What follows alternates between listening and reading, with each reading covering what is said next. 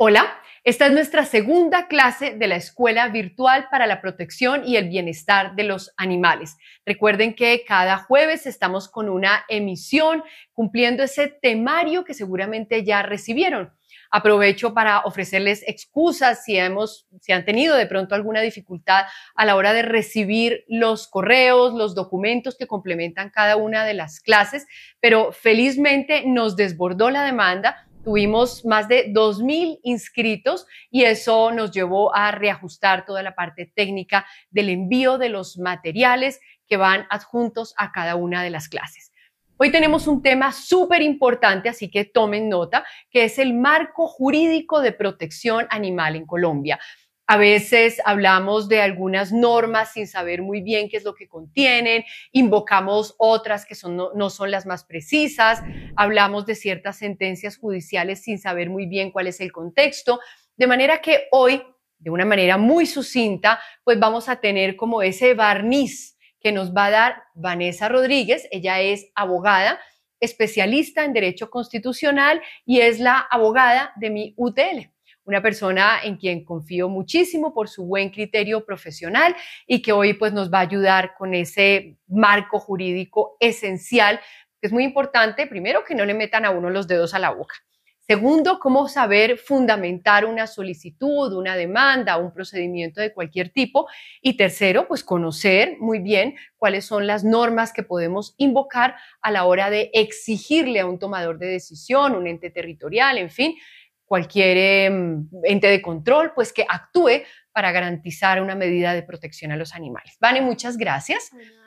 Aquí pues ella ha preparado como una síntesis, pero lo que nos va a compartir Vanessa es un poco cuáles son esas normas fundamentales y lo iremos haciendo en diálogo. Es como lo que tú dijiste, son las normas como más importantes. Realmente, en cuanto a protección animal, vamos a encontrar muchas normas también dispersas, tal vez leyes o decretos nacionales que no hablan todos de protección animal, pero tienen una que otra disposición por ahí regadita. Entonces vamos a hablar de las más importantes, de las que se centran en bienestar animal.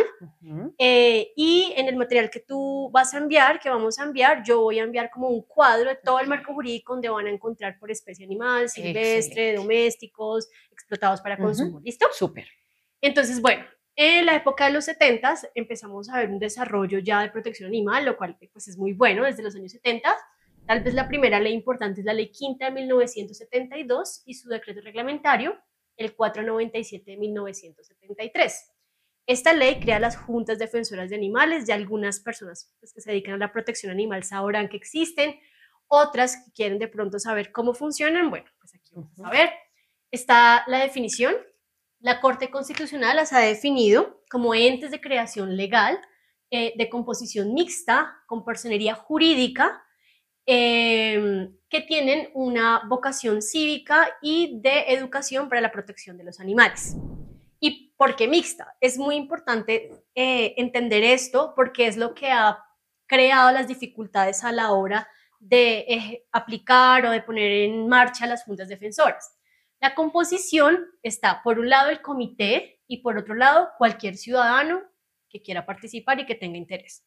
Entonces, dentro del comité de la Junta Defensora de Animales está el alcalde municipal, el personero municipal o un delegado, un representante de la Secretaría de Agricultura del departamento, o sea, acá está también incluida la gobernación, un delegado elegido por las directivas de las entidades educativas del municipio, o sea, también están los colegios, bueno, cualquier entidad educativa de los municipios, y finalmente 2 miembros de la sociedad civil que pertenezcan a organizaciones defensoras de animales. Entonces aquí podemos ver ese carácter mixto entre lo público y lo privado. La diferencia entre el comité y cualquier ciudadano es que el comité, los miembros del comité tienen voz y tienen voto, pueden tomar decisiones, mientras que el decreto reglamentario dice que cualquier ciudadano con interés también puede ser parte de las juntas defensoras, pero solo tendrá voz, solo podrá ser escuchado. Entonces, ahí te hago una pausa. ¿Cuál es digamos, la importancia de estas juntas? Yo pensaría que es realmente la única figura de participación ciudadana para la protección animal legalmente constituida. ¿Es así? Tal vez de orden nacional, sí, digamos que esa tal vez fue la vocación.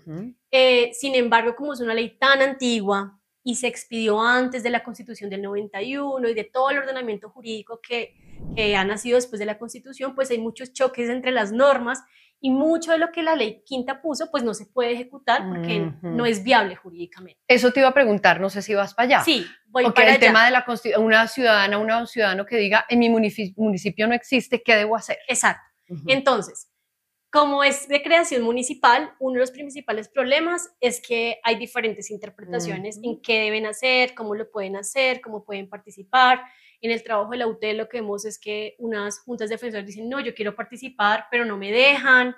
Entonces, esa es una de las principales problemáticas.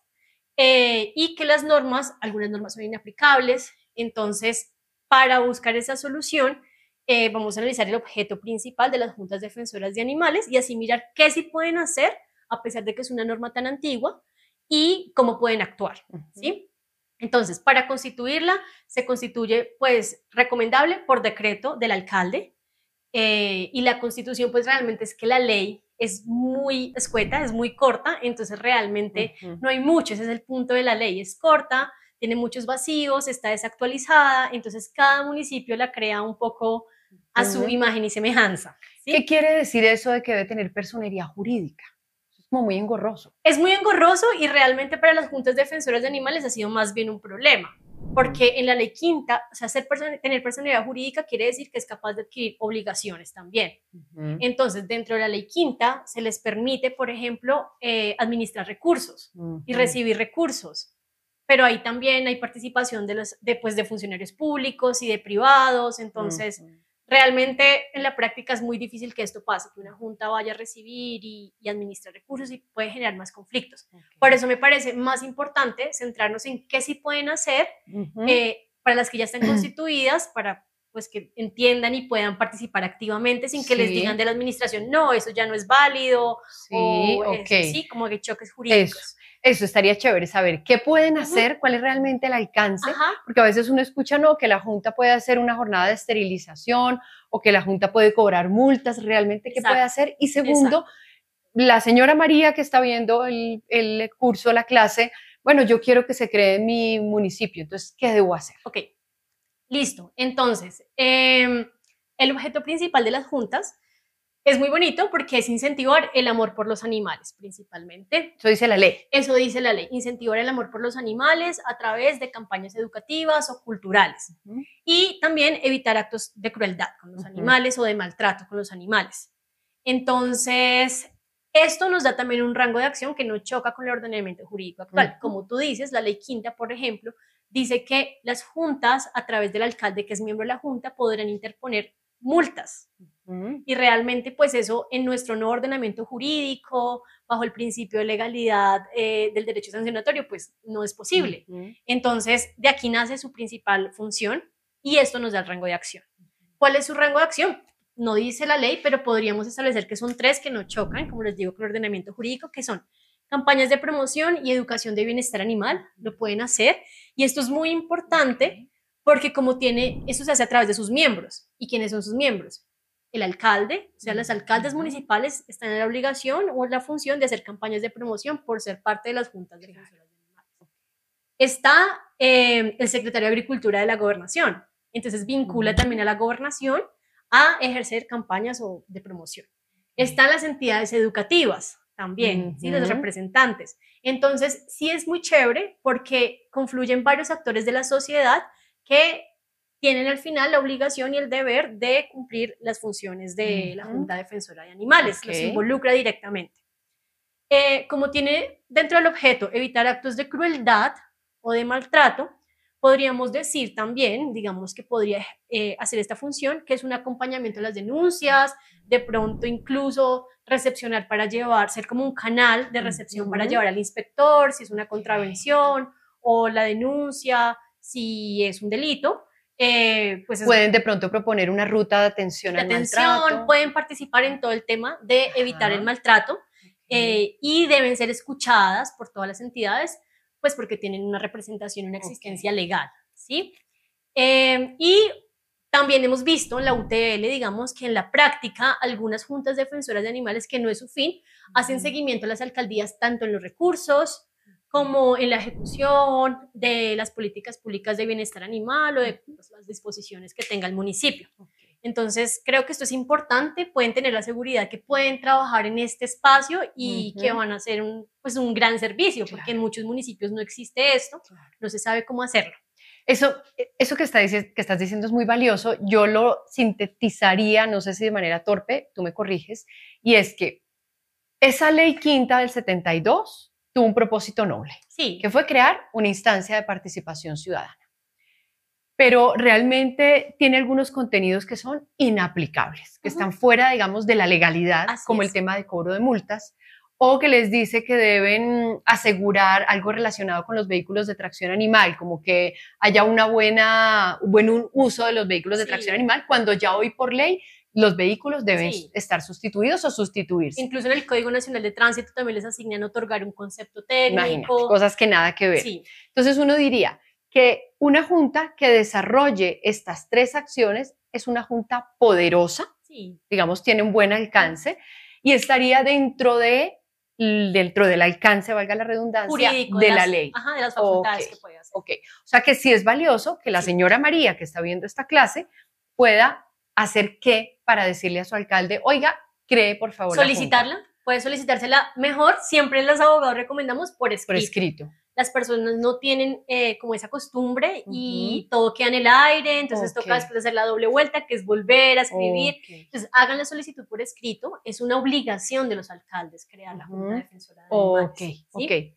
Entonces, algo así tan sencillo como, señor alcalde, le solicito con base o darle cumplimiento a la ley quinta de 1972 su decreto reglamentario y crear la Junta Defensora de Animales y convocar a las entidades o a las personas que pues pertenezcan. Perfecto. Hay una cosa importante y es que cuando de pronto vayan a ver la ley quinta, si leen una versión desactualizada, van a ver que el párroco hace parte de la Junta Defensora de Animales. Es importante decir que esto ya no está vigente. Una sentencia de la Corte Constitucional, se las voy a dar, la C-088 del 2022, es muy reciente, que dijo que era inconstitucional, pues porque somos un Estado laico, que sea el párroco el que haga parte obligatoriamente de las juntas defensoras de animales. Ahora, eso no quita que si un padre o cualquier persona que profese otra religión o, no sé, quiera participar, pues puede hacerlo bajo esta figura, cualquier ciudadano con solo voz. Sí, eso es importante porque de pronto lo van a ver y van, ay, pero acá dice que el párroco, entonces eso ya no está. Eso, pues es lo más importante de las juntas. Hay una pregunta, con esto que estamos hablando, está de pronto un poquito ya más jurídica, pero tal vez las personas que ya tienen juntas defensoras de animales y se han encontrado como con dificultades y la pregunta es cómo deberían funcionar, porque realmente esta ley quinta, pues hay muchas cosas que no funcionan, ¿sí? Y aparte no es clara su naturaleza jurídica, no hay una disposición que nos diga realmente qué son, cómo contratan régimen público, o sea, no es claro, entonces necesariamente tienen que ser, yo creo que hay un consenso en eso, modificada la figura de la Junta Defensora de Animales. Hay diferentes visiones, opiniones, hay algunas personas que piensan que podrían ser espacios de participación intersectorial, más o menos como pasa en Bogotá, que tenemos unas mesas de trabajo en las que participan las juntas defensoras, las instituciones y que esto ayuda a crear políticas públicas eficientes o tomar decisiones que sí sirvan alrededor de la protección animal. En este caso, sí sirven que estén las instituciones, ¿sí? Hay otras opiniones que dicen que deberían ser más una figura de control y seguimiento, más parecido, por ejemplo, a las veedurías, algo así parecido, pero en este caso, pues no tendría sentido que, por ejemplo, estuviera la alcaldía o la gobernación, pues porque podría haber un conflicto de intereses, como se van a hacer seguimiento a ellos mismos, ¿sí? Entonces son cosas que son vacíos de la ley que deben definirse. Y pues nada, aquí contando ahí que nosotros desde la UTL tenemos un proyecto de ley que busca darle una nueva orientación a las juntas defensoras de animales, actualizarlas y derogar la ley quinta que realmente pues es muy difícil su aplicación. Realmente yo creo que las juntas que han podido hacer algo es más bien adaptándose al nuevo ordenamiento y buscando un espacio de participación, pero pues necesitan como más herramientas jurídicas, un piso jurídico que les dé competencias y funciones claras. Pero bueno, mientras eso ocurre, esta está vigente y hay que usarla. Sí, listo. Bueno, vamos a hablar ahora de la Ley 84 de 1989, otra Otra norma con un espíritu muy bonito, con una gran intención, y es la primera vez pues, que se crea el Estatuto Nacional de Protección y Bienestar Animal. Este estatuto crea contravenciones, o sea, qué actos contra los animales pueden ser sancionados por la ley, porque ya vimos que las que incluía la ley quinta, que hablamos ahorita, pues no se podían castigar por las juntas. Entonces, este ya crea unas contravenciones, unas autoridades que las van a castigar y unas sanciones. El objeto de esta ley es que todos los animales tengan especial protección en el territorio nacional. Esto, todos los animales, incluye silvestres, incluye domésticos, en confinamiento o libres, ¿sí? Entonces, pues la verdad es muy importante, este estatuto todavía también está vigente, hay muchas cosas también desactualizadas, hay otras normas posteriores que la han modificado, pero está vigente. Está vigente, eso es clave, porque mucha gente que cree que con la 1774, que ahora me imagino abordarás, esta quedó derogada. No, está vigente. De hecho, la 1774 le modifica algunos aspectos, pero esta está vigente. Ok. ¿Listo? Y para mí me parece muy importante. Algunos inspectores actualmente sancionan todavía con alguna de estas conductas, entonces es importante tenerla en cuenta. Crea unos deberes. ¿Deberes de qué? De abstención, sobre todo los ciudadanos, para que no cometan actos de crueldad o de maltrato contra los animales. Un deber de denuncia, en que todas las personas que conozcan algún acto contra los animales tienen el deber legal de denunciar, y unos deberes de tenencia, y es que deben estar en los animales bajo de sus propietarios o tenedores, tienen que tenerlos en condiciones locativas adecuadas, de abrigo, de higiene, que también es muy importante, para tenerlo, por ejemplo, en cuenta con esos videos que nos mandan mucho del señor que tiene en el apartamento al perrito o en la terraza lleno de sucio, pues de suciedad. Entonces, tanto para quienes los tienen como de compañía como para quienes comercian con ellos. Exacto, es todo propietario o tenedor, independiente de si va a ser para comercializar o es un doméstico de compañía. Es muy importante porque, claro, ya hay una ley que nos habla de los deberes de los ciudadanos, ¿no? Seguido a esto, la ley tiene mucho, es un estatuto. Entonces, yo recomiendo que acá vamos a exponer lo más importante, pero los que quieran pueden ir a la ley y revisar un poco más en detalle. Hay unas conductas. Los llaman actos crueles, son 26 actos crueles. Yo sé que una lista de pronto de los más importantes o de los que se presentan más. Entonces, bueno, vamos a verlos. Herir, lesionar o matar a un animal, pues obvio es la primera. Causar la muerte inevitable o necesaria con métodos que prolonguen el sufrimiento. Pero entonces, ¿qué son las muertes necesarias, no? Entonces, aquellas muertes al animal que, por ejemplo, tiene una enfermedad o por defensa propia o, por ejemplo, cuando un animal o la población pone en riesgo real e inminente otras poblaciones de animales o a los humanos, también puede, digamos, haber eutanasia. En esos casos está permitido por la ley siempre y cuando no se prolongue el sufrimiento. ¿Listo? Pero eso que dices es bien importante. Yo diría que hoy, aunque digamos, hay ya un consenso sobre el control de natalidad a través de la esterilización. O sea, hoy, por ejemplo, lo que ocurría cuando yo era chiquita, que me acuerdo que en el centro de zoonosis electrocutaban a los animales, primero sería a través de un método que les causa sufrimiento, lo cual lo haría ilegal. Y segundo, el tema de control de población a través de matar a los animales. Es que tiene que ser, la ley es clara en que tiene que ser un riesgo real e inminente. ¿Sí? No un tema de una pandemia. Como que el municipio no hace nada y tengo muchos animales y voy a matar. Correcto. Eso ya no sería un acto de maltrato y hoy en día con la 1774 pues un delito. Ya ahorita lo vamos a mirar más adelante. Otra conducta, enfrentar animales para que peleen y hacer de las peleas espectáculos públicos. Muchos ya sabemos que las corridas de toros y los otros espectáculos están excepcionados, ya vamos a mirar, pero esto sobre todo lo menciono por las peleas de perros, ¿sí? De pescados, bueno. Sí, otras cosas que se inventan tantos genios. Sí, todos los días vemos nuevas formas de maltrato, ¿no? Entonces las peleas de animales que no sean las excepcionadas están prohibidas. ¿Cuál es la pelea excepcionada? La pelea de gallos. Es la única. Convertir en espectáculo público privado el maltrato, la tortura o la muerte. Igual, esto del marrano enjabonado, de la carrera de tortugas, son actos que se convierten en públicos y que están prohibidos realmente.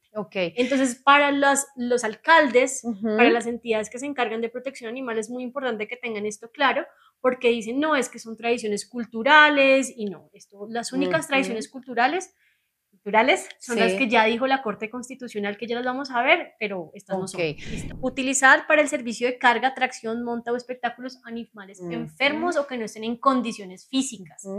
Eso es muy importante porque en algunos municipios pues vemos que están andando con la mula enferma, con el caballito enfermo. Entonces, esto también es un acto de crueldad. O sea, no por permitirse esa actividad, esa circulación, por existir todavía, porque ya no debería existir toda vez que existe una ley que ordena la sustitución de los vehículos de tracción animal, pero el hecho de que todavía existan en algunos municipios no quiere decir que se permita que usen y circulen con animales heridos, en mal estado. O ya digamos que son muy viejitos o que tienen alguna lesión física. En todos estos casos se constituye como un acto de crueldad también. Y pues ahí debería pues intervenir la alcaldía, incluso el ICA tiene algunas disposiciones que vamos a ver ahorita más adelante. ¿Listo? Otra, tener el animal en privación de aire, luz, alimento, movimiento, malas condiciones de aseo. Aquí de los deberes pues también se sale como una conducta cruel, pensando en los establecimientos que venden animales y los tienen en malas condiciones, o personas que tienen animales de compañía, pero tienen unas condiciones terribles. Eso es un acto de crueldad también. Aunque una persona diga, pero es que yo los tengo así, los amo y los tengo así porque prefiero que estén así en mi casa y no en la calle, no, es maltrato. Es un acto de crueldad bajo esta ley. Correcto. Es decir, el animal, la siguiente clase es bienestar animal. ¿Qué es el bienestar? Exacto. Entonces, un animal pues no puede estar privado de aire, privado de luz, sin comida, con agua sucia. Todo eso son actos de crueldad. Entonces, si nos damos cuenta, a pesar de que también esta ley hizo antes del 91 de la Constitución, pues fue una ley muy visionaria que trataba también de proteger como todos los ámbitos, obviamente con las excepciones, pero pues es una buena iniciativa. Envenenar o intoxicar un animal usando para ella cualquier sustancia venenosa, tóxica, líquida, gaseosa, volátil. ¿Por qué puse esto? Porque ya tenemos la experiencia que de un concejal que le dio alcohol a un pavo, la típica tradición de darle alcohol a un pavo, que porque así sabe mejor, para luego el sacrificio. Esto es un acto de crueldad porque se toma como envenenamiento del animal. El ICA ya emitió conceptos sobre este tema, explica por qué es un acto de crueldad, por qué va contra la naturaleza del animal y por qué no debería. Entonces, ojo, porque también si ustedes ven esta práctica, se puede pues denunciar como un acto de crueldad. No que es tradición y que lo es ancestral, no, es crueldad. Listo. Hacer con bisturí, aguja o cualquier otro medio susceptible de causar daño o sufrimiento, prácticas de destreza manual con animales vivos. Esto se une al artículo 15 más adelante de esta ley, que dice que queda prohibido a los profesores y estudiantes, cualquiera que sea el establecimiento educativo, causar daño, lesión o muerte a un animal en ejercicio de actividades didácticas. ¿Por qué lo puse? Porque yo no sé si ustedes, pero en mi colegio, en alguna época, y ya estaba prohibido, la ley 84 del 89, abría el gusanito mientras está vivo, a los papás que al sapo. Entonces, papás o pues no sé, las personas que estén interesadas, si ven estas prácticas en los colegios, está prohibida. Correcto. ¿Listo? Hay algunas más también respecto a la medicina veterinaria, pero pues son más especiales, más técnicas. Acudir a la ley y si tienen dudas, pues nos escriben también. Y la última, lastimar o arrollar un animal intencionalmente o matarlo. El tema de arrollarlos intencionalmente también es una crueldad. Ok. Bueno, la última dice Vanessa de los ejemplos, ¿no? Son 26 conductas. Son 26 conductas. No nos da el tiempo para explicarlas una por una. Me parecieron estas interesantes porque es como lo que vemos que nos escriben o que vemos en la práctica. ¿Listo? En el siguiente artículo, después de las conductas, encontramos las excepciones a las sanciones a estas conductas. ¿Qué quiere decir? Que la ley autoriza que se cometan algunas de estas conductas de maltrato con animales. ¿En qué? En los espectáculos crueles. Esta es la norma, la disposición legal que avale, que le da viabilidad jurídica a los toros, a las corralejas, al rejoneo, al coleo. Son 7 incompletos, peleas de gallos. Yo me la sé. Corridas de toros, corralejas, novilladas, becerradas, rejoneo, tientas, coleo y peleas de gallos. Muy bien, referendo por los animales. Entonces, todos estos espectáculos que están permitidos, que tú acabas de mencionar, fueron analizados por la Corte Constitucional y la Corte dijo, bueno, es una obligación del legislador, o sea, solo el Congreso expide una ley para prohibir o morigerar estos espectáculos, pero mientras eso pasa, ustedes pueden cometer maltrato en los espectáculos siempre y cuando se cumplan ciertas condiciones que también son importantes y creo pues las quise traer porque en muchos municipios vemos coleo, vemos gallos, entonces... Pues, ¿Vas a hablar ya de la sentencia? Sí. Ok. Listo, que es la sentencia C66 del 2010. Okay. Ahí están las... C666 del 2010. Son las condiciones bajo las que se pueden hacer este tipo de espectáculos. Pues la primera condición es que mientras se hace el espectáculo haya una protección contra el dolor del animal y que a futuro se morigeren o se eliminen esos actos crueles. La segunda condición es que solo se pueden hacer en los municipios donde hay una tradición que tiene que ser periódica e ininterrumpida. Eso es muy importante, ¿no? Porque entonces periódica significa que se mantiene en el tiempo, ininterrumpida, igual, pues también. Y esto es muy importante porque hay algunos municipios que dejaron de hacer, por ejemplo, corralejas por muchos años y que ahora lo retoman y dicen que es porque es una tradición en su municipio, pero en nuestro concepto no cumple con los requisitos de la Corte porque ya hubo una interrupción de un tiempo prolongado. El problema es que la sentencia no dice cuál es el tiempo de interrupción, qué es interrupción, cuántos años, cuántos meses. Ahí hay un vacío pues de la ley que pues lastimosamente con el Congreso no hemos podido sacar una ley para prohibir este tema.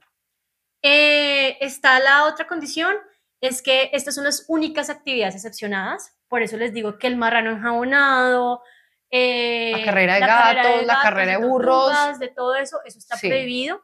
Generalmente cuando mandamos derechos de petición a entidades, a municipios, dicen, es que es una tradición cultural de acá. No, no es una tradición. Las únicas tradiciones culturales con maltrato animal en las que se permiten en Colombia son los espectáculos que acabamos de mencionar. Eso es también muy importante porque también ustedes pueden denunciar y la autoridad de protección animal tiene el deber de intervenir en estos casos, ¿sí? Y lo otro es que también es muy importante que no se pueden destinar recursos públicos para la construcción de estos lugares. Entonces el municipio que va a ir a construir una plaza de toros, bueno, un ruedo para las peleas de gallos, eso está prohibido también. Es muy importante. Ay, eso es clave y hace poco, digamos, lo mirábamos a propósito de las corralejas en Sincelejo, porque no pueden patrocinar, no pueden promocionar, no pueden poner recursos públicos en estas actividades, pero el alcalde tiene en todo caso, cuando se autoriza, la obligación de garantizar que se cuide la vida y la seguridad de las personas y de los animales. Entonces, por supuesto, le toca, digamos, disponer de una cierta seguridad y disponer de un PMU, un puesto de mando unificado, en fin, porque son eventos de aglomeración. Pero lo que no puede ocurrir es que la alcaldía ponga gran corrida de toros, gran festejo, no sé qué, en la página oficial de la alcaldía, por ejemplo. Es una línea muy débil, muy delicada, exactamente. Porque dentro de la sentencia encontramos cuando la Corte hace el análisis de esta, también habla como de que no puede haber ningún tipo de promoción, ¿sí? O sea, no solo no destinar recursos públicos para la construcción, que es, digamos, la obligación directa, la condición directa y clara y concreta que se pone por parte de la Corte, pero la Corte también habla de no promocionarlas de ninguna manera. Entonces, tienen que tener en cuenta esto también y cuidado a las autoridades administrativas en incurrir en esto. Y si ven como ciudadanos alguna promoción por parte de las entidades territoriales, pues nos contactan. Ahora, ahí vamos a tener otra clase sobre acciones constitucionales que va a ser muy valiosa, que es uno como ciudadano que puede hacer, que si la tutela, que la acción popular, que la acción de cumplimiento, ya ahondaremos en eso en la otra clase, pero una respuesta corta y difícil. Aquí tanta gente que ve que la alcaldía está promocionando o que van a hacer el marrano no sé qué cosas, ¿ante quién se queja? ¿Uno qué hace con eso? Principalmente yo diría que ante las entes de control, porque la excepción pues es legal, pero está condicionada. Por lo tanto, el incumplimiento de las condiciones es como si fuera también un incumplimiento de las disposiciones legales, del ordenamiento legal, lo cual es sancionado también, por ejemplo, en este caso, como por la Procuraduría. Vamos a hablar de la experimentación de animales, ya hablamos como de las conductas, de las excepciones. Dentro de este estatuto hay muchas otras actividades que se regulan, como la pesca, como la experimentación. Mencioné la experimentación porque aunque tiene unas disposiciones de cómo deben funcionar, por ejemplo, que es el Ministerio de Salud el que debe autorizar las experimentaciones o investigaciones y que se debe conformar siempre un comité ético con ciertos miembros, lo cierto es que no pasa. No pasan todos los casos y no toda la experimentación e investigación está mal, pero que esta ley sea tan antigua y que no se ajuste al desarrollo pues, de la investigación hace que se incumpla. Hoy en día el Ministerio de Salud no autoriza las investigaciones ni las experimentaciones con animales. Entonces solo quería mencionar esto, y es que está muy desactualizada esta disposición de experimentación. Y al final quería hablar de que este estatuto dijimos que tenía contravenciones y que estas tenían unas sanciones. Estas multas están modificadas por la ley 1774, entonces ya vamos para allá a hablar de ella. Entonces, la ley 1774 del 2016 es una ley muy importante, con avances significativos para el avance en la protección de los derechos de los animales o de su protección. El primer, digamos, reconocimiento o el primer cambio importante es que se reconoce que los animales no son cosas, a pesar de que mantienen el régimen, digamos, jurídico como bienes muebles, y además reconoce la sintiencia. Si quieres explicarlo. Sí. Bueno, no, la sintiencia básicamente es el atributo de los animales bajo esta ley vertebrados, únicamente se refiere a los vertebrados, mamíferos, anfibios, reptiles, aves, en fin, y es la capacidad de los animales de experimentar dolor, placer, sufrimiento, tener intereses, capacidades, etcétera. La capacidad de sentir, que no es una cosa por allá gaseosa en la estratosfera, sino que es la capacidad que está determinada por la posesión de un sistema nervioso. Y compartimos eso, los animales humanos y no humanos, por consenso, todos los vertebrados tenemos un sistema nervioso. Bueno, luego se establecen unos principios también que me parecen como muy importantes. Está el principio de protección animal, que recae sobre todos los ciudadanos, y es aquel de tener compasión y ética y evitar los malos tratos hacia los animales.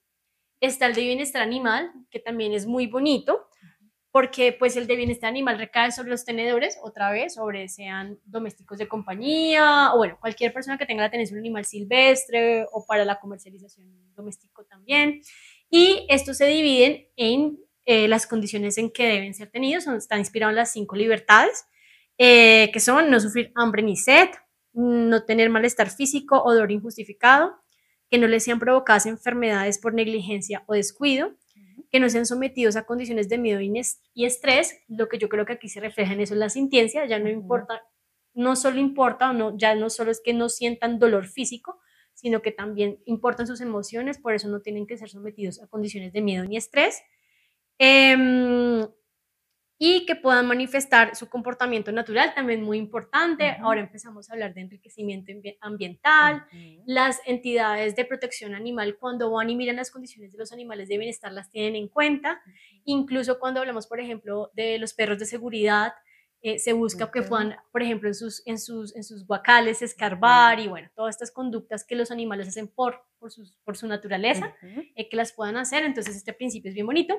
Y está el tercero, que es el principio de la solidaridad social, para mí como también muy importante, porque involucra directamente, taxativamente el Estado, lo menciona. Y habla de que hay una obligación de tomar actos diligentes respecto de la protección animal, y una responsabilidad también en la toma activa de decisiones para proteger a un animal también. Eso es muy importante. Sí. A menudo creemos que este principio es medio carretudo, pero yo siempre lo invoco cuando me preguntan, por ejemplo, me dicen, es que en mi conjunto residencial el administrador amenazó con ponerme una multa por alimentar a los gatos. Principio de solidaridad social. El administrador debería salir con usted, señora, a alimentar a los gatos y no amenazarla con multas, porque usted, señora, lo que está haciendo efectivamente es una acción responsable y efectiva, un acto diligente, y está tomando parte activa en el cuidado de unas criaturas sintientes que tienen el mismo derecho a habitar la ciudad, que tienen hambre, que necesitan atención en salud y etcétera. Entonces, todos esos multas que se sacan del sombrero un poco de administradores, pues bien se las pueden volver a poner por debajo del sombrero, porque aquí aplica este principio de solidaridad social. Listo. Más adelante pasamos a la creación, pues como a otro cambio o introducción importante de esta ley, que es la creación del delito contra los animales y lo diferencia de la contravención. Hasta esta ley habíamos hablado siempre de contravenciones, o sea, es decir, que los actos contra los animales solo generaban sanciones como pecuniarias, multa. A partir de esta ley se crea la creación del delito contra los animales, pero se mantienen las contravenciones y se diferencian principalmente. Esto es importante que lo sepan, porque a veces vemos que hay un acto de maltrato y ya queremos llevar a la persona a la fiscalía, al maltratador, y no siempre se puede, aunque siempre quisiéramos. Vamos a tener, para que no ahondes tanto en eso, vamos a tener una clase con una persona del grupo Gelma, que nos va a explicar cuándo se va para acá delito, fiscalía, cuándo se va para acá policía. Súper, entonces voy a explicar muy general. Eso. Y la parte penal ya la explicará el Gelma mejor, pues está muy chévere. Entonces, las contravenciones son aquellas en las que hay maltrato que no impliquen ni la muerte ni lesiones graves del animal. En este caso, estas denuncias las reciben son los inspectores de policía, que son quienes investigan y fallan en primera instancia. Los inspectores de policía, pues todos los municipios deben tener un inspector de policía. Ellos son los encargados de solucionar todos los problemas también de convivencia que hay, y la denuncia de ponerse acá, en las inspecciones frente a los inspectores de policía. ¿Todos los municipios tienen inspectores? Todos los municipios tienen inspectores de policía. ¿Y dónde debe poner la denuncia una persona? En la oficina del inspector de policía. Usted va donde el inspector, así como hay problemas con vecinos, y te fijas que a veces, no, que mi vecino pone la música muy duro y todo eso, todos esos procesos, es el mismo procedimiento, entre comillas. O sea, se hace también ante el inspector de policía. Ahí debes poner la denuncia o la queja del maltrato animal. Ahora, también los policías, cuando ven un acto de maltrato, ellos de oficio, ya no los inspectores, los policías pueden informar al inspector de policía para que se inicie el proceso policivo. ¿Sí? Ok. En los municipios, por ejemplo, digamos, ¿dónde suelen encontrarse esos inspectores de policía? Generalmente están en las alcaldías, pero pues he visto casos en que el inspector queda a la vuelta, en el edificio donde queda el defensor, el personero, pero pues en la alcaldía deben tener obligatoriamente toda la información, porque además los alcaldes son la segunda instancia. Ok. Entonces ellos deben tener todo el conocimiento de la ruta de maltrato animal. Ok. ¿Sí? Entonces, diríamos, en el caso, por ejemplo, de Bogotá, o más bien para todas las ciudades y municipios que tengan una oficina de protección animal, ahí puede ser, por ejemplo, en el caso de Bogotá, el Instituto de Protección Animal, uno puede hacer una denuncia porque ellos tienen sus inspectores de policía especializados. La policía también tiene el deber de recepcionar. Si tú llamas, por ejemplo, en Bogotá la línea 123, ellos te redirigen y hacen como todo pues el trámite, porque pues no puede ser que aquí no te la reciban, porque aquí no es. Pero en el municipio que sea, la persona que nos esté viendo, pues le dan la información de la inspección en la alcaldía. Sí. Listo, entonces son los inspectores, ellos llevan la primera instancia, los alcaldes la segunda instancia. De que, como la diferencia es que la contravención genera una multa al infractor o a la persona que comete el acto de maltrato. Estas multas tiene una destinación específica según la ley 1774. Eso también es un tema ahí de discusión que se ha suscitado jurídico, porque la ley habla de que las multas que se reciban o que se reciban por ese concepto deben dirigirse a crear políticas públicas de protección animal o educativas. Sin embargo, hay algunos municipios, por una interpretación jurídica, que consideran que, como inmediatamente salió otra ley que también habla de todo el concepto de multas y destinación de multas de los alcaldes, esta quedó derogada tácitamente. Derogado tácitamente quiere decir que pierde la vigencia, que ya no se puede utilizar. Eso es una discusión jurídica. Nosotros no consideramos que eso haya quedado derogado tácitamente. Entonces también quería como hacer como la anotación de que si les pasa nos pueden escribir y los ayudamos como en la solución de ese trámite. Entonces ustedes pueden ir a donde su alcalde, si el alcalde cuánta plata recibió por esa multa, destine esa plata, si sea poquita, a una campaña de educación, por ejemplo. Eso es importante. Esa es una solicitud que puede hacer un ciudadano mediante un derecho de petición. Porque la ley 1774 dice que las multas que se reciban por temas de maltrato animal serán destinadas pues a temas de protección, de cultura y de educación de los de protección animal. ¿Listo? Y también entonces aquí rápido la diferencia, entonces es que en el delito se causa la muerte o las lesiones graves del animal. Aquí ya entonces pasa a la fiscalía, la resuelven la fiscalía investiga y también pues fallan los jueces y la sanción es diferente. Aquí son multas, aquí es prisión, ¿sí? Que es como lo que siempre queremos saber y no entendemos muy bien. Es que cuando es muy grave da prisión, da inhabilidad para ejercer profesiones o tenencia de animales y también genera una multa independiente de la multa que haya acá o por otra multa que se genere. Ahora, el tema de la prisión yo le pondría aquí como un asterisco, ¿no? Porque son 3 años, es excarcelable. Sí, jurídicamente es lo que son como el tope para ser excarcelable, pero pues digamos que hay prisión. Ahora, hay agravantes, que los agravantes son como conductas que se cometen, conductas que acompañan el delito y que hacen que también se incremente esa pena. Son varios agravantes, pero en ellos podemos mencionar cuando el delito de maltrato se comete con acto sexual sobre el animal o cuando el maltrato se comete frente a menores o usando menores. Esos son agravantes y aumentan la... Para terminar con el tema del delito, aquí también hay excepciones para el delito, que son también todos los actos, espectáculos crueles, cuando los animales reitera mueren, las excepciones de la ley. O sea, ya también no solo son excepciones para las contravenciones, sino son también excepciones para el delito. Y también habla de las prácticas en cría y reproducción de animales explotados para el consumo o para concursos que estén como permitidos por la ley. Pero siempre y cuando... control de plagas. Pero bueno, sí, esa es otra más adelante, digamos que excepciones como tal están estas dos, y lo que sí dice es que estas tienen que estar, igual estos actos en medio de producción y cría, tienen que estar limitados por las normas de bienestar animal de las autoridades competentes. Entonces, pues aquí es donde toma relevancia, por ejemplo, el decreto 1076 del sector agricultura, que en ese decreto hay un capítulo completo de las condiciones de bienestar animal para los animales en explotación, consumo, que es muy importante porque ahí también hablan de las 5 libertades, entonces que no porque nos vayamos a comer un cerdo, bueno, se lo vayan a comer un cerdo, entonces el animal tiene que estar en malas condiciones. Entonces ya hoy en día hay unas disposiciones que avanzan en tema de protección de animales en el sector pecuario, ¿sí? Bueno, yo creo que... Yo tal vez diría para... vamos a hablar de la prevención si quieres ahorita. Bueno, yo sí, tal vez señalaría la mayoría de casos que uno ve a menudo por redes sociales del perro en el balcón, del gato en la terraza, ¿no? Esos casos como de mala tenencia que mucha gente cree que van para fiscalía, creo que son más como de línea contravencional. Sí. Aquí, digamos, son casos como muy graves del animal macheteado, obviamente el animal quemado, el asesinado, que son también tristemente casos tan frecuentes, irían por esta vía. Pero bueno, ya hablaremos de eso con la persona del género. No, pero lo que dices es verdad, casi todo lo que es de tenencia irresponsable o mala tenencia casi siempre está por el tema de contravenciones.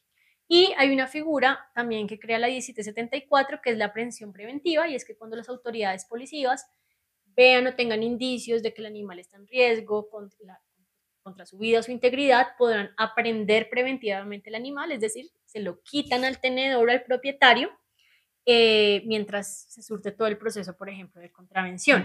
Eso es importante porque puede resultar también en la adopción del animal, y es que si pasan 15 días calendarios sin que el tenedor pague la manutención del animal cuando el animal se entrega como a una autoridad de protección animal, las autoridades pueden declarar animal en adopción. Entonces, también chévere que tengan en cuenta eso, porque muchas veces, o sea, para que le exijan también, por ejemplo, las autoridades policiales, oiga, ese animal está en riesgo, por favor, utilice la figura de la aprehensión preventiva.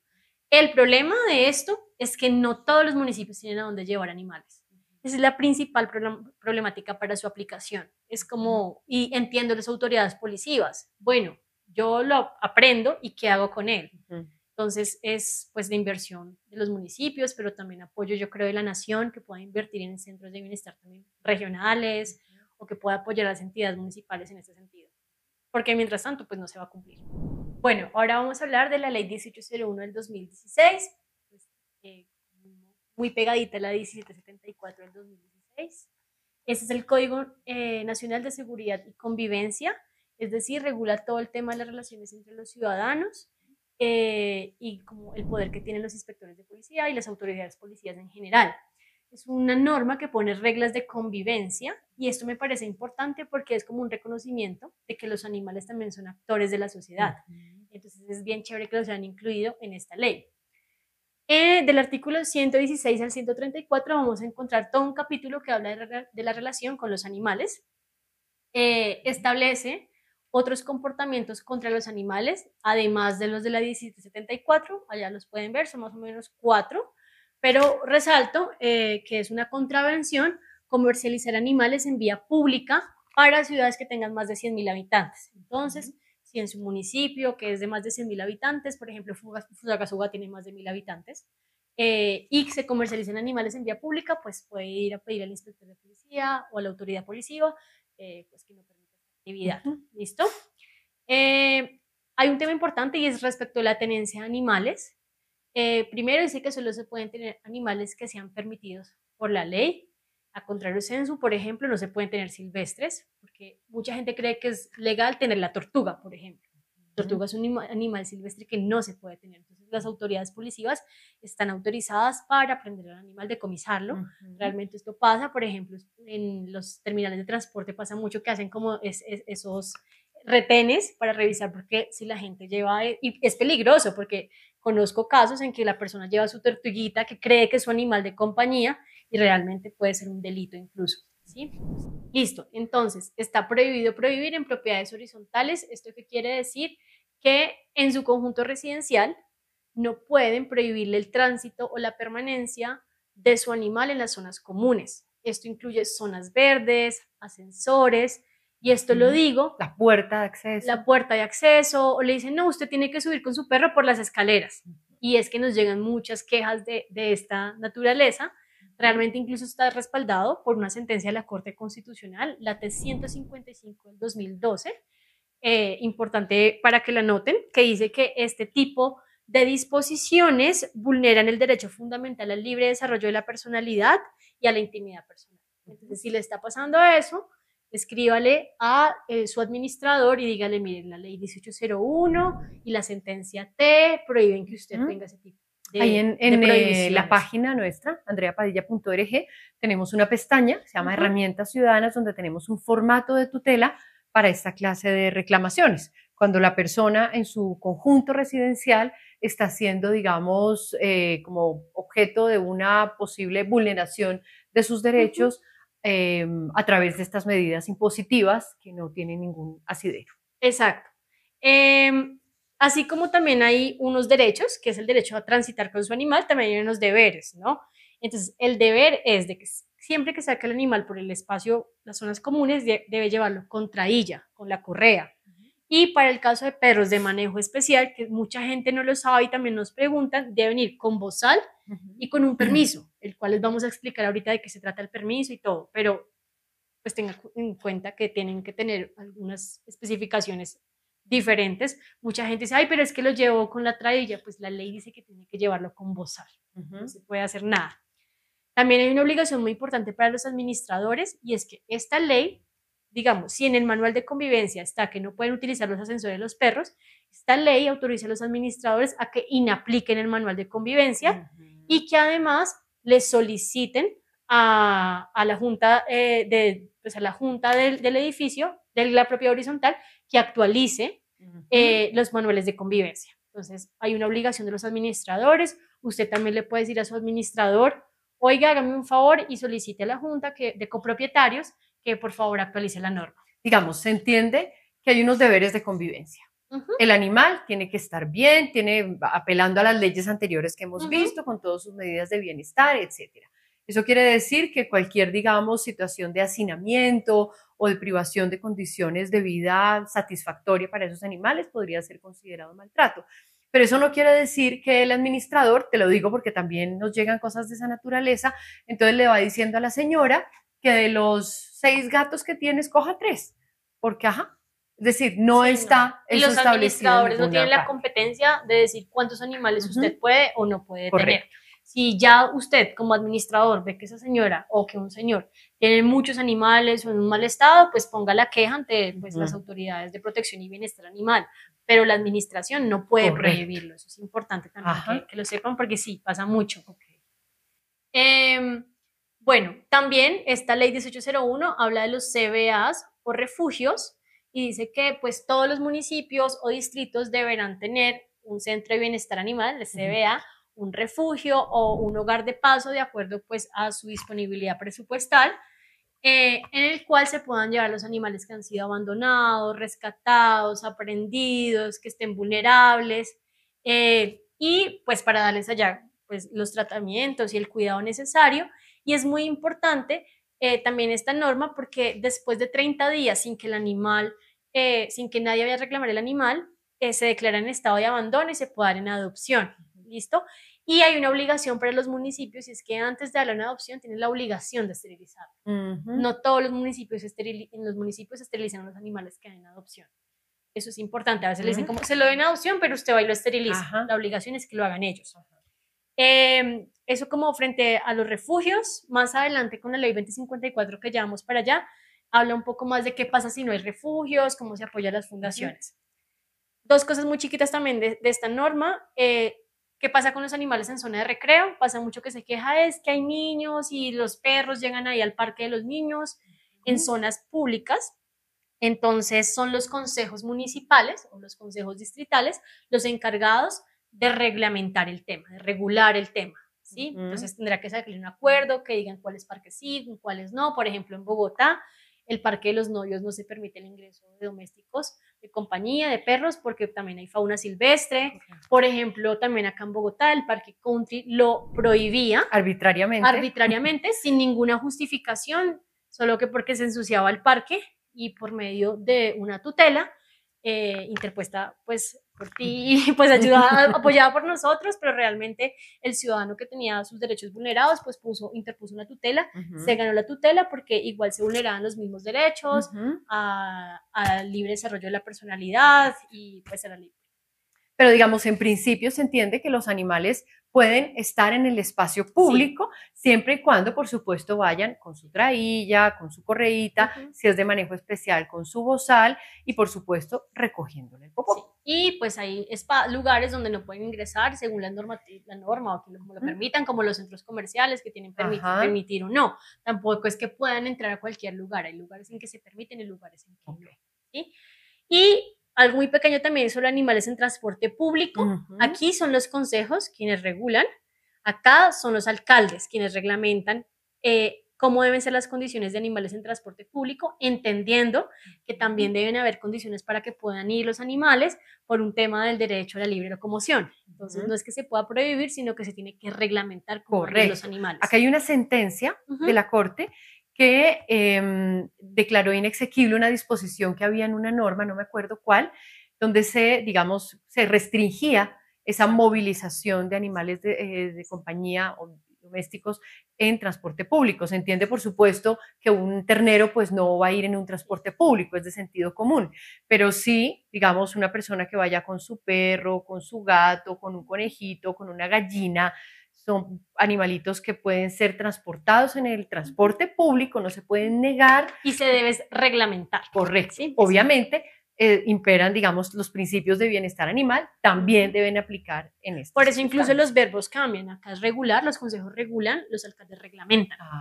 Ok. Eso, bueno, frente al transporte. Dentro de esta misma ley 1801 se habla de los perros de manejo especial, que es algo que la gente cree que no está regulado. Entonces, primero tenemos que saber cuáles son los perros de manejo especial, que son los que hayan tenido episodios de agresiones a personas o animales o hayan matado animales, son perros de manejo especial. Los que son adiestrados para ataque y defensa, como los perros de seguridad, algunos, no todos, ¿no? Que son entrenados para atacar, son perros de manejo especial, y 14 razas que van a encontrar en el artículo 125 y siguientes, como los Bull Terrier, los Pitbull, bueno, hay 14 razas que están ahí determinadas. Estos eran los antes llamados potencialmente peligrosos. Antes potencialmente peligrosos, después de la ley 2054, que también ya la vamos a ver, se modificó pues esa denominación. ¿Cuál es la responsabilidad de los tenedores? La ley dice que los tenedores o propietarios responderán por cualquier daño o perjuicio que estos perros pues cometan, ¿no? Pues entonces es muy importante que sepan esto. Y ya, luego hablamos de un permiso, anteriormente hablamos de un permiso, porque mientras las personas van en espacios públicos, los que son dueños de manejo especial deben tener el bozal, la trailla y el permiso. Entonces, ¿de qué se trata el permiso? El permiso se inicia con un registro ante las alcaldías. Las alcaldías deben que tener un censo, deben abrir un censo de perros de manejo especial. En ese registro, para solicitarlo, el solicitante debe adjuntar una póliza de responsabilidad civil extracontractual. ¿Esto qué quiere decir? Que cualquier daño que el animal cometa ya se van a poder pagar o se va a poder cubrir los daños con la póliza. Esto está reglamentado por un decreto, el decreto 380, ya les doy el año. Lo importante es que en este momento el Ministerio del Interior está en un proceso de socialización del decreto. Esto es muy importante porque incluso habla de que las fundaciones o hogares de paso o proteccionistas que tengan animales de manejo especial tienen que tener esta póliza, aunque con una excepción, y es que puede ser una póliza colectiva. Ahí tal vez contarles que nosotros tenemos un proceso, ¿no?, sobre este decreto para que haya como unas modificaciones. Iniciamos una demanda de nulidad, sí, porque pues consideramos que no es justo que pues las fundaciones, las señoras también que con tanto esfuerzo recuperan a sus animales o los tienen porque los abandonan, pues tengan que costear la póliza. Entonces, por eso hay como una demanda de nulidad. Y, por ejemplo, pues tienen una razón jurídica de ser, pero, por ejemplo, las empresas de seguridad no tienen que pagar la póliza, pues porque ellos tienen sus propias pólizas, pero hay como un desequilibrio ahí. De todos modos, hasta en el momento está vigente, no están suspendidos sus efectos, el Ministerio del Interior está haciendo como unas socializaciones con los municipios. ¿Y esto se adquiere con una empresa de seguros? Empresa de seguros, que es todo lo que te digo, como que los municipios están haciendo como la socialización con el Ministerio, que es el que la reglamentó, el Ministerio del Interior. Entonces es importante que vayan a su municipio y a su alcaldía y se enteren cuál es la póliza, cómo va a empezar a operar. Y que pregunten por este registro. Bueno, vengo a registrar a mi perro. Exactamente. Además de la póliza, se debe llegar también un certificado de sanidad. Dice la norma que será expedido por la Secretaría de Salud del municipio. Lo mismo, cómo ir a la alcaldía, cómo hago para que me lo expidan, qué debo traer, porque la norma no lo dice. Y además se debe dar la información relevante, si el animal es peligroso, dónde normalmente está el animal y bueno. Después, si la persona cumple con estos requisitos, se le otorga su permiso, que es el que debe transitar con él cuando vaya con el animal. ¿Listo? Hay otras disposiciones pequeñas que es, por ejemplo, siempre se debe informar de la cesión del animal. Cuando haya un cambio de propiedad, se debe ir a este registro e informar que se cambió la propiedad. O cuando haya un cambio de domicilio, usted debe llegar a la nueva ciudad y volverlo a registrar. Entonces es importante que sepan, porque no es que no haya regulación sobre los perros de manejo especial, es que no está en marcha, no se está cumpliendo y esto ya le corresponde a las autoridades policivas. Porque esto está dentro de la ley 1801. Y a las alcaldías, esto es muy importante. Listo. Y aparte, algo muy importante también, que está prohibido y que es importar las razas que les estábamos mencionando, las 14 razas, está prohibido importarlas y también está prohibido establecer criaderos. Hemos conocido casos de alcaldías que van a hacer la inspección de los criaderos y dicen, no, están en buenas condiciones, y no, es que está prohibido establecer criaderos de estas razas. Es muy importante eso. Es decir, aunque los criaderos son permitidos en nuestro país, no se permiten pues en perímetro urbano, hay unos requisitos, pero además no se pueden criar animales de estas razas. O sea, por más que sea el criadero más hermoso del mundo, no pueden reproducir ni pitbull, ni rottweiler, ni estas razas de perritos. Y tampoco lo pueden pasear menores de edad. No pueden ni siquiera tenerlos, no pueden propiedades ni nada menores. Bueno, vamos con la última ley por ahora. Tal vez en otro capítulo expliquemos más normas. Esta ley es la 2054 del 2020, una ley que modifica en principio la ley 1801. Por eso es que muchas de las disposiciones que están ahí ya las explicamos ahorita que explicamos la anterior ley. Pero bueno, cuando hablamos de CBA, recuerden que dijimos que todos los municipios o distritos deberán tener un centro de bienestar animal o un refugio o un hogar de paso de acuerdo a su disponibilidad presupuestal. Lo que dice esta ley es que en caso de que esas entidades territoriales no puedan tenerlo, deberán dar apoyo a refugios o fundaciones privadas que ejerzan esta función. ¿Con qué los apoyarán? Con apoyos en especie. ¿Qué significa apoyos en especie? Significa que no les pueden dar dinero. Es un tema también jurídico, que no se les puede dar dinero a privados, pero les pueden dar comida, esterilizaciones, medicinas, atención veterinaria. Ese es el deber, eso es una obligación. O sea que si usted está en un municipio que no tiene centro de bienestar animal, pero usted es una persona jurídica, tiene una fundación legalmente constituida y una capacidad de albergue, pues puede escribirle al alcalde diciéndole, alcalde, mientras construye el centro de bienestar animal, o en caso de que no pueda, pues existo yo, Fundación Huellitas de Amor, o como se llame, y lo exhorto a que le solicito que en cumplimiento de la ley 2054 nos reunamos para unos apoyos en especie, dado que yo estoy recibiendo animales del municipio. Bueno, ahora, para que eso suceda, debe haber pues un tema de contratación, entonces tienen que tenerse en cuenta las normas de contratación estatal, pues que también las tendrán en cuenta cada entidad, tal vez no puede ser tan directamente, pero un tema de pronto que tenga relación, o bueno, depende del modo de contratación que vayan a utilizar, según el análisis de cada entidad territorial, pero es importante que tengan en cuenta que debe respetar las normas jurídicas sobre contratación, ¿sí? Ahora, estos espacios, refugios, fundaciones, para que puedan, digamos, también recibir estos apoyos en especies, también que tienen que tener unos deberes. Entonces, primero, unas condiciones locativas aptas.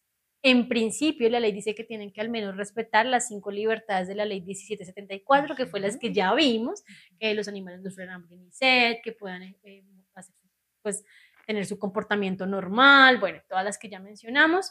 Y deben tener también el acompañamiento o asesoría de un veterinario. No es que tengan que tener contratado un veterinario, eso también es importante, ¿no? Porque en algunos municipios les dicen, ay, pero usted no tiene contratado un veterinario. No, esto no es una limitación, pero sí deben estar como acompañadas o asesoradas por un veterinario que esté pues, registrado debidamente en Convescol. ¿Listo? Entonces, ¿qué papel juega la entidad territorial? Ellos tienen que hacer unas visitas a el lugar, al refugio, a la fundación, mirar que cumpla con las condiciones locativas y si cumple, le da un certificado de conformidad donde dice, bueno, usted tiene las condiciones suficientes y le puede entregar entonces los apoyos en especie y después de eso la entidad territorial tiene el deber de ejercer la vigilancia sobre esos apoyos en especie. ¿Por qué? No vaya a ser una persona que no, por ejemplo, no es refugio, no es fundación, pero por quedarse con los apoyos, pues aparenta hacerlo, pero no pone animales en adopción, no esteriliza, no hace las acciones de rescate y de protección animal que cumplen estas entidades, bueno, estas organizaciones. Eso respecto de las fundaciones y los apoyos en especie, y también es importante decir que esta ley 2054 también estableció que debe haber una jornada trimestral de promoción de adopción, ¿sí? Y debe haber una jornada bimestral de esterilización, pero no para cualquier animal, Andrés, esto es importante que lo sepan, es solo para los animales que han sido declarados en abandono, y como vimos en la ley anterior, se declaran en abandono después de 30 días de que estén o en el refugio, o en la fundación, o en el centro de bienestar animal. Y ya, yo creo que eso sobre la 2054, el resto de disposiciones sobre el manejo, animales de manejo especial que ya vimos, y ya. Hoy esta jornada trimestral ¿es obligatoria? Sí, y no se cumple. Y no se cumple. Entonces también aquí cabe una exigencia a las alcaldías para que hagan estas jornadas trimestrales de adopción, que si no tienen centro de bienestar animal y la alcaldía no tiene animales bajo su custodia, pues no importa, están los de los hogares de paso y las fundaciones. También sobre esos animales cabe sobre la jornada hacer la bimestral, y la jornada bimestral de esterilización, pues que en la próxima clase o la siguiente que viene es en la que vamos a ver las acciones y como las herramientas jurídicas para hacer cumplir todas estas normas que hemos visto hoy. Ok, bueno, esta clase se nos fue muy larga, más larga de lo previsto, el tema normativo es muy, muy amplio y quedan faltando muchas leyes, es decir, faltó mirar el tema, la ley, digamos, contra la experimentación en animales para testear productos cosméticos, está la ley que prohíbe, está el decreto 1500, están las normas sobre transporte de animales, está la ley que prohíbe la utilización de animales silvestres en circos. La idea es que queríamos un poco tocar las normas como más generales y que tocan los temas sobre los cuales nos consultan con mayor frecuencia. En el documento que está preparando Vanessa, va, digamos, como un listado de las normas para que puedan conocer, por lo menos saber cuáles son las normas que existen, cuáles son los temas que toca cada una de esas normas. Y les pongo el artículo para que de una vez sepan dónde buscarlo, no tengan, porque estas son las que, digamos, hablan de bienestar animal. Entonces, casi que vas a encontrar, la abres y vas a ver todo lo que te sirve. Pero vas a encontrar otras normas, por ejemplo, en los temas sanitarios, que es un montón de disposiciones de muchos temas. Y pues les voy a poner el artículo donde tienen que ir para que no tengan que perderse en el documento tan largo. Y vamos a hacer como una segunda parte de esta clase sobre las sentencias que existe, toda la jurisprudencia, porque ya estaba muy largo. Entonces ahí va a ser muy importante mirar lo que se ha dicho, por ejemplo, sobre tenencia de animales de compañía, la famosa C666, transporte, porque a la hora de buscar la defensa de los animales que se cumplan, digamos, las disposiciones normativas de protección, no solamente invocamos la legislación, sino también lo que han dicho las altas cortes de nuestro país. Incluso creo que podemos poner un poco de las sentencias que han salido sobre familia multiespecie, pues que no de un órgano, una alta corte, pero sí han salido de tribunales, de juzgados, pues para que también. Ok. Entonces, bueno, pues muchas gracias, Vane, muy completo, un poquito denso, sabemos, pero bueno, es importante, ya seguramente ustedes lo verán en casa, retrocediendo, pausando y a su ritmo. Y gracias. Si tienen preguntas, creo que Por sobre supuesto. esto, sobre de pronto no entendí algo, las pueden escribir y me las pasan y yo las resuelvo. Eso. Listo, muchas gracias.